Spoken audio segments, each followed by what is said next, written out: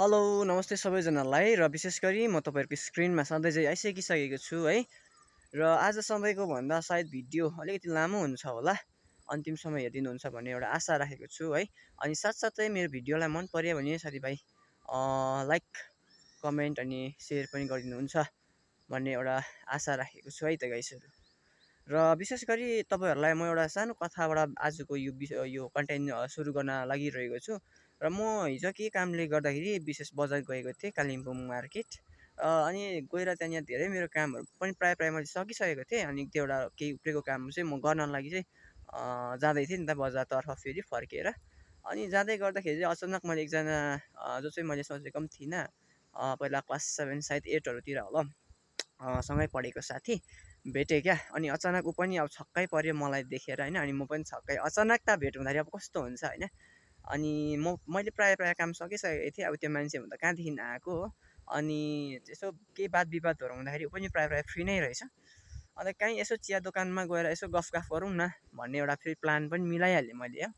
अन्त उसले पनि ल न त है, अब यत्रो वर्षमा भेटेको होइन भनेर हामी पनि लाग्यौँ एउटा सानो एउटा चिया दोकानमा। त्यही 10 माइल लाइनको एउटा चिया दोकानमा हामी गएर त्यहाँनिर अब धेरै लामो गफ भयो, आधी घन्टा समथिङ 40 मिनट जस्तो है। हामी त्यहाँनिर टाइम पास गर्दै चियाहरू खाँदै त्यहाँ केही बातहरू गऱ्यौँ। र ऊ चाहिँ अब अहिले हाम्रो त विशेष कामको धन्दा अनि बिजनेसको यो कुराहरू हुन्छ क्या। अनि साथीभाइहरूसँग भेट्दाखेरि के गर्दैछौ, कसो गर्दैछौ, अहिले के चलिरहेको छ कि होइन, कलेज अब कम्प्लिट हुँदैछ कि अथवा कुनै कलेजलाई छोडेर बिजनेसहरू कुनै चल्दैछ कि, यस्तो आइडियाजहरू चाहिँ हाम्रो चाहिँ एउटा सेयर गरागर हुन्छ होइन।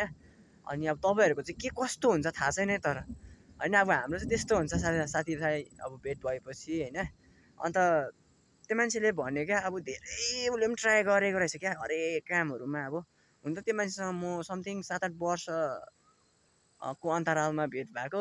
उसले अब चिनिहालेछ मलाई, अन्त मैले पनि चिनिहालेँ चिन्न चाहिँ होइन। अन्त र पनि उसले चाहिँ अब ट्राईहरू पुरा गरिरहेको रहेछ क्या।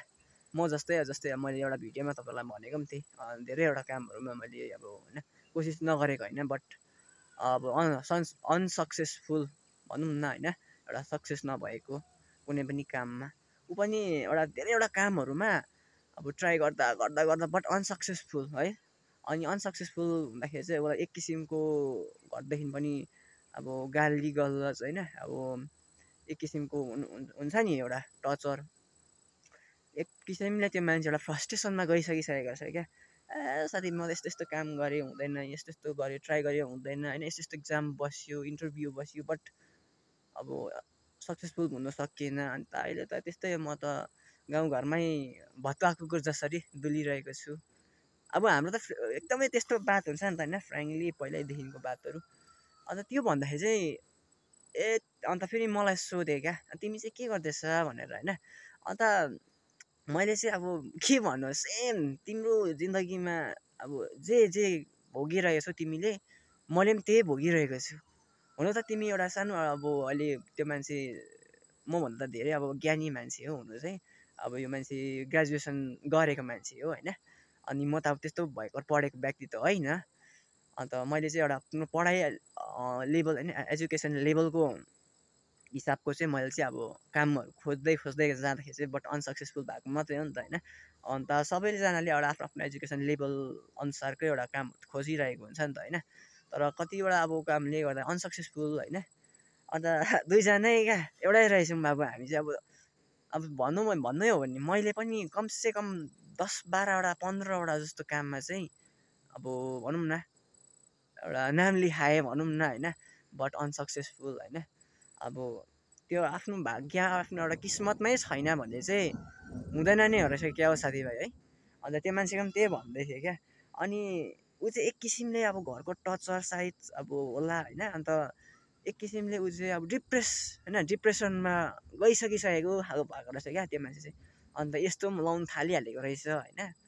अब कति चाहिँ ट्राई गरोस् त काममा पनि होइन, 7-8 खेपमा बेसी त्यो मान्छेले पनि ट्राई गरिसकेको रहेछ होइन, बट त अब सक्सेसफुल हुन नसकेको। त्यहाँदेखि चाहिँ आफै हार मानेर चाहिँ यस्तोपट्टि लाग्दिएको रहेछ। अन्त मैले सम्झाएँ अब हाम्रो त यस्तै हो साथी, अब के गर्नु होइन, जब भाग्यमै छैन भने त अब हुँदैन नि त। एउटा उखान पनि छ नि, क्या हाम्रो नेपालको उमा चामलिङ राईज्यूले भनिरहनुहुन्छ नि, त्यो तपाईँहरूले सुन्नु भएको छैन होला।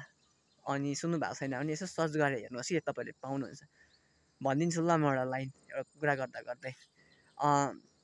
भाग्यमा छ भने चाहिँ भागेर पनि आउँछ अरे क्या। अनि भाग्यमा छैन, किस्मतमै छैन भने चाहिँ त्यो आएको पनि जान्छ अरे क्या, आएको पनि भागिदिन्छ अरे भन्छ अरे क्या। अब हुन्छ अरे होइन। अन्त मलाई चाहिँ त्यो हो जस्तो लाग्छ क्या। मेरो त अब कति सक्सेसफुल हुनु आँटिसकेको, माथि रुखमा चढिसकेको मान्छे होइन, अब फेरि लास्टमा फेदमै आउनु पऱ्यो क्या। लडी झरेर चाहिँ फेदमै सुल्केर आउनु पऱ्यो। त्यस्तो अब झन् भनौँ न, एउटा कामको सिलसिलामा चाहिँ अब त्यसरी भोगेर आएको व्यक्ति त म पनि हो होइन।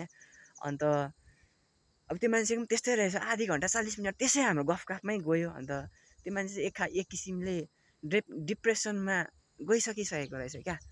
अनि मैले चाहिँ भने अब हाम्रो तराई डुवर्स पहाड क्षेत्रको माहौलै यस्तै छ क्या। राजनीतिक माहौल भयो तपाईँको, यस्तै छ क्या। यहाँनिर आफूलाई के फाइदा हुने काम गरौँ भन्दाखेरि अलि अनसक्सेसफुल क्या। अनि हाम्रै आफ्नै मान्छेहरू पनि हुन्छ क्या, माथि चढिसकेको, माथि पुगिसकेको, तल झार्नेहरू चाहिँ हाम्रै आफ्नै मान्छेहरू पनि हुन्छ होइन। त्यो मान्छेले धेरै भोगेको रहेछ। अन्त अब हामी चाहिँ दुईजना अब एकै खालको मान्छे। अन्त अब त्यस्तै बातहरू हुँदै जाँदाखेरि मलाई आफैलाई किसिमले लाग्यो क्या। हुन त त्यो मान्छेको पनि परिवार छ, मेरो पनि परिवार छ। अब त्यो मान्छे पनि अब एक घरको एक्लो छोरा होइन, म पनि अब एक्लै छोरा। अब नाम त नलिउँ होइन, नाम लिएर म त्यो कसैलाई बदनाम गर्न पनि चाहिनँ। अब मेरो नाम त तपाईँहरूलाई थाहा छँदैछ होइन। अन्त म नाम लिनु चाहिनँ। अन्त त्यो मान्छे चाहिँ अब एकदमै डिप्रेसनमा गइसकिसकेको रहेछ क्या। यस्तोहरू खाँदै हिँड्दै क्या। अब गाउँमा बेकारमा अब भनौँ न, बेकारी भएर डुल्दै। अन्त अब लास्टमा त्यो मान्छेको अब एक किसिमको टेन्सन हुन्छ नि त मान्छेलाई होइन। अब भोलिको दिनमा बिहा गर्नुपर्छ होइन, बिहा गरेपछि झन् साह्रो हुन्छ होइन। आफ्नो जन्म दिने बाउ आमा बिस्तारै अब बुढो बाजे होइन, बोजूहरू हुँदै जाँदैछ। एक किसिमको मनमा खुल्दुली त हुन्छ नि त।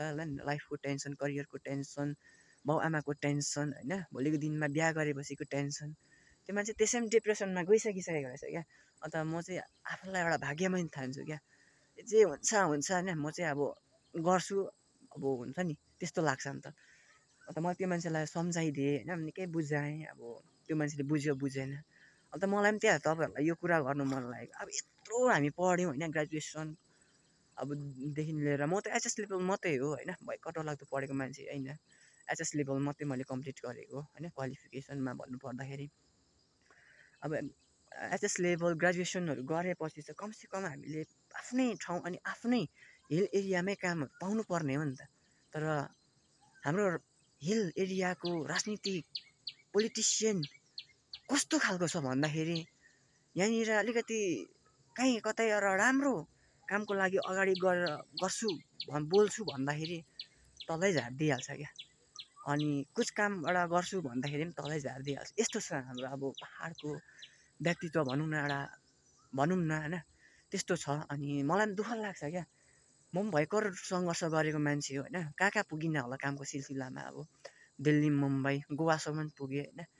अनि त्यहाँबाट ब्याक भएँ। अनि यहीँ आउट अफ स्टेट सिक्किमहरू कति चाले, हाम्रो कालिम्पोङ दार्जिलिङ त झन् मेरो त घुरेन हो होइन। दुःख लाग्छ नि त होइन। अब त्यो मान्छे अब त्यस्तो भइसकेको रहेछ बिचरा होइन। आफ्नो पनि लाइफको टेन्सन हुन्छ, करियरको टेन्सन हुन्छ होइन। दिनदिनै बाउ आमा बुढाबुढी हुँदै जाँदैछ होइन, सक्दैन, त्यसको टेन्सन हुन्छ। अन्त केही कामहरू नपाउँदाखेरि चाहिँ एकदमै डिप्रेसन क्या।